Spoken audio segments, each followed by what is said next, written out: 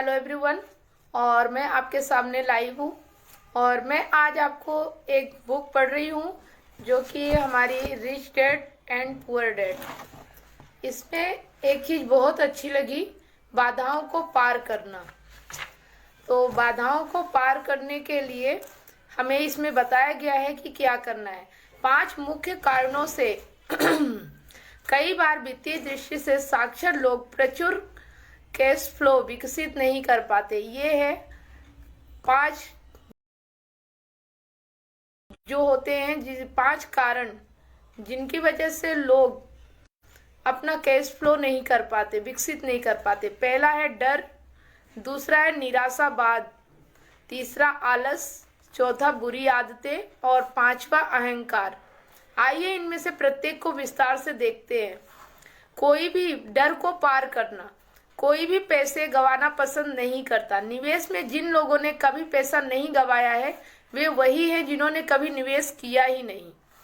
हर व्यक्ति के मन में पैसे गंवाने का डर होता है। फर्क यह है कि आप डर और नुकसान को कैसे संभालते हैं। अमीर और गरीब व्यक्ति के बीच का मूल अंतर डर के प्रबंधन में ही निहित है। डरने में कोई बुराई नहीं है। इससे उबरने का एक तरीका जल्दी शुरू करना और चक्रवृद्धि ब्याज की शक्ति का लाभ लेना है। जो व्यक्ति 20 साल की उम्र में बचत शुरू करता है और जो 30 की उम्र में बचत शुरू करता है उसके बीच भारी फर्क होता है। लेकिन क्या हो यदि आपके पास निवेश करने के लिए ज्यादा समय ना बचा हो या आप जल्दी रिटायर होना चाहते हैं। अमीर डैडी इन सब मामलों में टैक्स पासी की तरह सोचने की सलाह देते हैं। बड़ा दांव जीतो, बड़ा दांव हारो। हार के प्रति आपका नजरिया ही मायने रखता है। टैक्स वासी जब जीतते हैं तो गर्व करते हैं और वे जब हारते हैं तो डींगे हाँकते हैं। रॉबर्ट के जीवन में जीत अक्सर हारने के बाद मिली है। वे कभी किसी अमीर व्यक्ति से नहीं मिले जिसने पैसा ना गंवाया हो, लेकिन वे हार के डर से खेल के बाहर नहीं खड़े रहते हैं। एलेमो की हार एक दुखद सैन्य पराजय थी, लेकिन टैक्स वासियों ने इसे एक नारे में बदल दिया है। एलेमो को याद रखो ताकि ये उन्हें महान विजय के लिए प्रेरित करे। टैक्स वासियों की तरह ही अपने नुकसानों को दफन मत करो, उनसे प्रेरित बनो। विजेताओं को हार से प्रेरणा मिलती है, पराजित लोगों को हार पस्त कर देती है। जॉन डी रॉकेफेलर ने एक बार कहा था, मैंने हमेशा हर विपदा को अवसर में बदलने की कोशिश की है। यहाँ तक कि पर्ल हार्बर भी अमेरिका की बड़ी शिकस्त के बाद लाभ में बदल गया, क्योंकि इसने देश को विश्व शक्ति बनने के लिए प्रेरित कर दिया। विजेता जानते हैं कि असफलता जीत को प्रेरित करती है, इसीलिए असफलता से क्यों डरना जब यह महानता की ओर ले जा सकती है। यह समझ लें कि असफलता से ना घबराने का यह मतलब नहीं है कि आप असफल होने से नफरत नहीं कर सकते। ज्यादातर लोग नुकसान से बचने के लिए खेलते हैं, जबकि उन्हें जीतने के लिए खेलने की जरूरत होती है। इसीलिए इतने सारे लोग वित्तीय दृष्टि से संघर्ष करते हैं। उनके पास एक सुरक्षित, समझदारी भरा और संतुलित पोर्टफोलियो हो जा सकता है, लेकिन यह विजेता पोर्टफोलियो नहीं होता है। वे हार से बचने के लिए खेल रहे होते हैं। संतुलित पोर्टफोलियो बुरी चीज नहीं है, लेकिन यह एक बड़ी जीत हासिल करने में आपकी मदद नहीं करने वाला।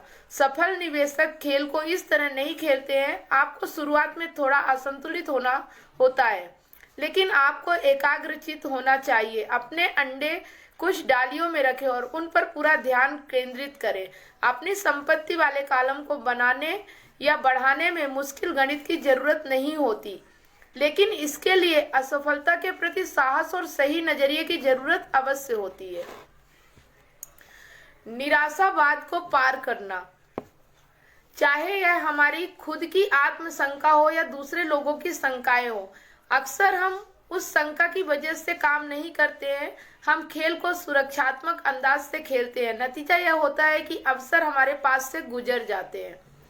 अफवाहों, निराशा तथा कयामत की बातों की वजह से अपनी शंकाओं तथा डरों को उत्तेजित ना होने देने के लिए भारी साहस की जरूरत होती है। लेकिन समझदार निवेशक जानता है कि सबसे बुरे दिखने वाले समय ही दरअसल पैसे बनाने के सर्वश्रेष्ठ समय होते हैं।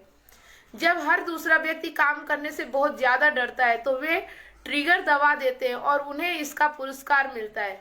रॉबर्ट ने एक मित्र का उदाहरण बताया है जो बेहतरीन कीमत पर एक निवेश कांडो खरीदने वाला था, लेकिन आखिरी मिनट पर पीछे हट गया। जब एक पड़ोसी ने उससे कहा कि यह बुरा सौदा है, पड़ोसी निवेशक नहीं था। अगर वह इस सौदे को कर लेता तो उसका निवेश दोगुना हो जाता और वह चूहा दौड़ से बाहर निकलना शुरू कर देता। रॉबर्ट अपनी संपत्तियों का एक छोटा हिस्सा सीडी के बजाय टैक्स लियन सर्टिफिकेट्स में रखते हैं। दूसरे लोग उनसे कहते हैं कि उन्हें यह नहीं करना चाहिए, लेकिन वे शंका के शिकार हैं। उन्होंने यह काम कभी नहीं किया है और वे इसे करने वाले व्यक्ति को बता रहे हैं कि यह काम उसे क्यों नहीं करना चाहिए। रॉबर्ट को 16% न्यूनतम प्रतिफल की तलाश है, लेकिन शंका से भरे लोग इससे कहीं कम प्रतिफल को स्वीकार करने के लिए तैयार रहते हैं। शंका महंगी होती है। शंकाएं और निराशावाद ज्यादातर लोगों को गरीब रखते हैं। अमीर डैडी कहना पसंद करते थे, निराशावादी आलोचना करते हैं, जबकि विजेता विश्लेषण करते हैं। विजेता अपनी आंखें खुली रखते हैं और ऐसे अवसर देख लेते हैं जिन्हें कोई नहीं देख पाया। रियल एस्टेट वित्तीय स्वतंत्रता चाहने वाले किसी व्यक्ति के लिए शक्तिशाली निवेश साधन है। यह एक अनूठा निवेश साधन है, लेकिन जब भी रॉबर्ट रियल एस्टेट का साधन के रूप में जिक्र करते हैं तो वे अक्सर सुनते हैं, मैं टॉयलेट ठीक नहीं करना चाहता। वे टॉयलेट पर ध्यान केंद्रित करते हैं और इस वजह से गरीब बने रहते हैं। कई लोग शेयर बाजार से बाहर इसलिए रहते हैं क्योंकि वे पैसा नहीं गंवाना चाहते, लेकिन वे उस निवेश साधन के प्रति अपने दिमाग को बंद करके पैसे बनाने से वंचित रह रहे हैं। आलस को पार करना।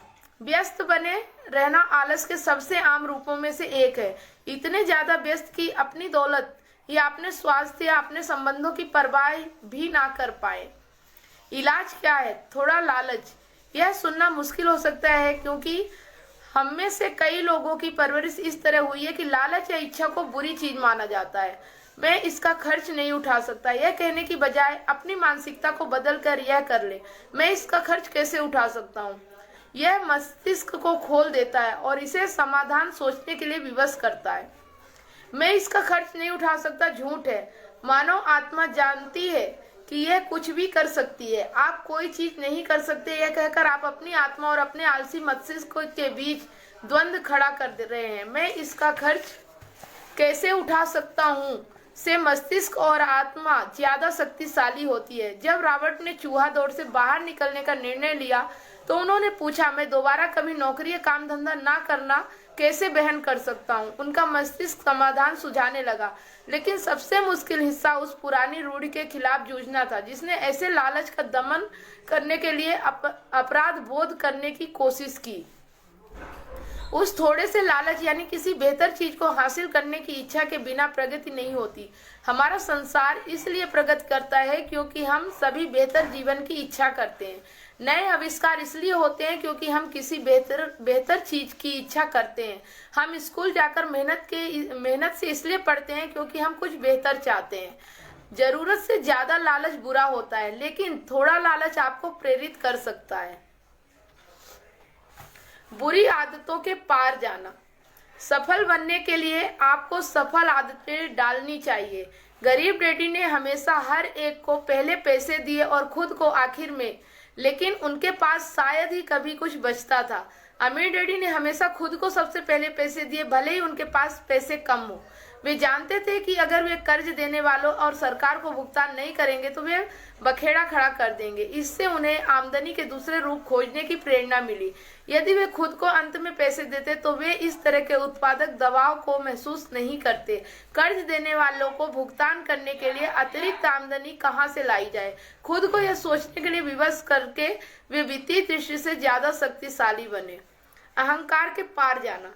अमीर डैडी ने कहा था कि जब भी वे अहंकारी हुए थे तो हर बार उन्होंने पैसा गंवाया था, क्योंकि उन्होंने सोचा था कि वे जो नहीं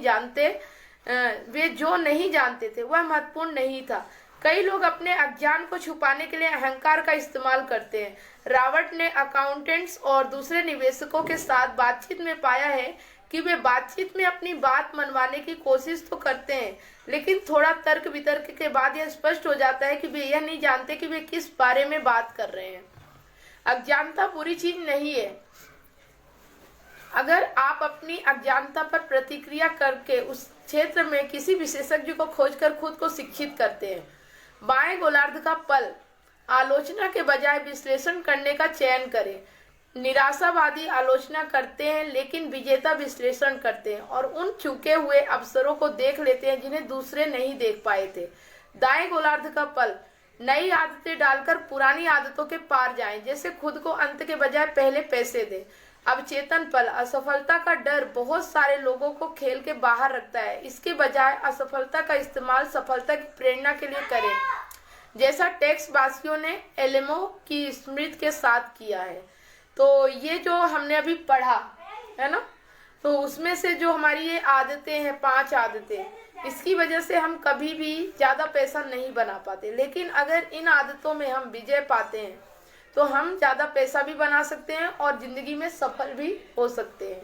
रावण क्या कह रहे थे? अब सोच विचार करने का समय है। खुद से पूछे, रावण इस उदाहरण में क्या कह रहे हैं और वे ऐसा क्यों कहते हैं। इस खंड में आपको रावण के साथ सहमत या सहमत होने की जरूरत नहीं है। लक्ष्य तो यह समझना है कि रावण क्या कह रहे हैं। याद रखें, यह पाठ्यक्रम सहयोगी और समर्थक बनने के लिए तैयार किया गया है। 2 दिमाग एक से बेहतर होते हैं। अगर आप रावण की कही बात को नहीं समझ पाते हैं तो संकोच ना करें, समझने में मदद मांगे। हर उदाहरण पर बातचीत करने का समय निकालें जब तक कि आप इसे समझ ना लें। अमीर व्यक्ति और गरीब व्यक्ति के बीच का बुनियादी फर्क यह है कि वे डर का प्रबंधन कैसे करते हैं। मैं आज तक किसी ऐसे गोल्फ खिलाड़ी से नहीं मिला जिससे कभी कोई गोल्फ बॉल ना खोई हो। मैं ऐसे प्रेमियों से नहीं मिला जिनका दिल कभी ना टूटा हो, और मैं आज तक किसी ऐसे अमीर व्यक्ति से नहीं मिला जिसने कभी पैसा ना गवाया हो। ज्यादातर लोग वित्तीय दृष्टि से नहीं जीत पाते हैं। इसका कारण यह है कि उनके लिए पैसे गंवाने का दर्द अमीर बनने की खुशी से कहीं ज्यादा होती है। अमीर डैडी जानते थे कि असफलता उन्हें ज्यादा शक्तिशाली और चतुर बनाएगी। ऐसी बात नहीं थी कि वे हारना चाहते थे, वे बस यह जानते थे कि वे कौन थे और वे नुकसान को कैसे संभालेंगे। वे हार को जीत में बदल लेते थे। टेक्सवासी अपनी असफलताओं को दफन नहीं करते, वे उनसे प्रेरित हो जाते हैं। वे अपनी असफलताओं को लेते और प्रेरक नारों में बदल लेते हैं। जब डर और शंका की बदली हमारे विचारों पर छाती है तो हम सभी थोड़े भीरू बन जाते हैं। चूहा दौड़ से बाहर निकलना तकनीकी दृष्टि से आसान है, इसमें ज्यादा शिक्षा की जरूरत नहीं होती, लेकिन शंकाएं ज्यादातर लोगों को पंगु बना देती है। मैं इसका खर्च नहीं उठा सकता से दुख उत्पन्न होता है, एक असहायता जो निराशा और अक्सर डिप्रेशन की ओर ले जाती है। मैं इसका खर्च कैसे उठा सकता हूँ? संभावनाओं, रोमांच और सपनों के द्वार खोल देता है। यदि मैं खुद को सबसे पहले पैसे देता हूँ तो मैं वित्तीय दृष्टि से ज्यादा शक्तिशाली बनूंगा, मानसिक रूप से भी और वित्तीय दृष्टि से भी। पैसे, वित्त और निवेश के संसार में कई लोग हैं जिन्हें जरा भी अंदाजा नहीं है कि वे किस बारे में बात कर रहे हैं। अतिरिक्त प्रश्न। अब इस अध्याय में रावण की कही बातों की समझ के साथ इसमें बताई कहानियों को खुद पर और अपने जीवन पर लागू करने का समय है। खुद से नीचे दिए गए प्रश्न पूछे और अपने अध्ययन साझेदार के साथ उन पर विचार विमर्श करें। खुद के साथ और अपने साझेदार के साथ ईमानदार बने। आप जो जवाब दे रहे हैं, अगर उनमें से कुछ आपको पसंद नहीं आते हैं तो खुद से पूछे कि क्या आप बदलने के लिए तैयार हैं। अपने विचारों तथा मानसिकता को बदलने की चुनौती को स्वीकार करें। पहला, क्या आपने अपने जीवन में असफलता के डर का अनुभव किया है? क्या आप उस डर को जीत पाए थे? कैसे? तो देखिए, यहाँ पे कुछ सवाल हैं जो कि इस किताब में लिखे हुए हैं, लेकिन आप चाहो तो आप इस सवाल का जवाब अपने ऊपर आजमा सकते हो कि ये सारी चीजें क्या आपके साथ कभी हुई है। सबसे पहला जो मैं पढ़ने जा रही हूँ, क्या आपने अपने जीवन में असफलता के डर का अनुभव किया है? क्या आप उस डर को जीत पाए थे और कैसे? तो अगर चाहो तो आप इसे कमेंट के माध्यम से बता सकते हैं, तो काफी लोगों को इससे फायदा भी होगा और आप भी समझ पाएंगे और शायद इससे कोई रास्ता भी निकल जाए। दूसरा, अमीर डैडी ने यह सलाह दी थी कि हम में टैक्सवासियों जैसा नजरिया होना चाहिए, बड़ा जीते, लेकिन अगर आप बड़ा हारे तो इसके बारे में चिल्लाए और प्रेरक नारे के रूप में इसका इस्तेमाल करें। इस नजरिए को अपनाने में आपके लिए सबसे बड़ी चुनौती क्या है? क्या यह आपको रोमांचित करता है या फिर डराता है? क्वेश्चन नंबर 3, आप अपने जीवन में उन आलोचकों को कैसे संभालते हैं जो आपको जोखिम लेने से हतोत्साहित करते हैं, जबकि आपको विश्वास होता है कि आपके पास जीतने की अच्छी संभावना है? नंबर 4, क्या आप कभी मैं नहीं करना चाहता की वजह से निश्चित निवेश साधनों से बचे हैं? जैसे मैं रियल एस्टेट में निवेश इसलिए नहीं करना चाहता क्योंकि मैं टॉयलेट की मरम्मत नहीं करना चाहता। आप अगली बार किस तरह भिन्न प्रतिक्रिया कर सकते हैं? नंबर 5, क्या आप इस कथन से सहमत हैं कि थोड़ा लालच आलस के इलाज का जवाब है? क्या आप इस कथन से सहमत हैं कि थोड़ा लालच आलस के इलाज का जवाब है? क्यों या क्यों नहीं? क्या लालच इच्छा ने आपको जीवन में प्रेरित किया है? नंबर 7, क्या आप खुद को सबसे पहले पैसे देते हैं या अपने बिल पहले चुकाते हैं? अगर आप खुद को सबसे अंत में पैसे देते हैं तो इसे बदलने के लिए आप कौन से कदम उठा सकते हैं? नंबर 8, क्या अहंकार की वजह से आपने कभी कोई अवसर गंवाया है? आपने उससे क्या सीखा? नंबर 9, वित्तीय ज्ञान का कौन सा एक क्षेत्र है जिसमें आप अज्ञानी हैं? कौन से कुछ संसाधन हैं जो आप उस विषय पर खुद को शिक्षित करने के लिए खोज सकते हैं? शब्दावली की परिभाषा। स्टॉप एक कंप्यूटर कमांड है जो आपके शेयर को अपने आप बेच देती है अगर भाव घटने लगता है, जिससे आपको अपने नुकसान का न्यूनतम रखने और कुछ लाभों को अधिकतम करने में मदद मिलती है। तो ये जो मैंने इतने सारे सवाल यहाँ पे पढ़े हैं क्वेश्चन 9 तक, तो अगर आप अपने जीवन में इन सवालों को देखेंगे तो शायद आप समझ पाएंगे कि लाइफ हमारी किस तरह से अभी प्रभावित हो रही है। तो आज का मेरा बुक रीडिंग का जो ये अभी मैं कल भी लाइव थी और आज भी हूँ, तो इस तरह से आप इसको समझ सकते हैं और आपकी लाइफ में बहुत बड़ा परिवर्तन आ सकता है और आप वित्तीय रूप से शिक्षित हो सकते हैं और अपने पैसों को कैसे बढ़ाना है, कैसे डबल करना है, कैसे उससे पैसे कमाना है, कैसे बचाना है, ये सारी चीजें रिच डैड पुअर डैड में बहुत अच्छे तरीके से समझाई गई हैं और आप इसे बहुत अच्छे तरीके से समझ सकते हैं। तो फिर मिलते हैं जब मैं कभी लाइव होंगी, फिर किसी नए लेसन के साथ और नई जानकारी के साथ। तब तक के लिए आप सब लोगों को धन्यवाद।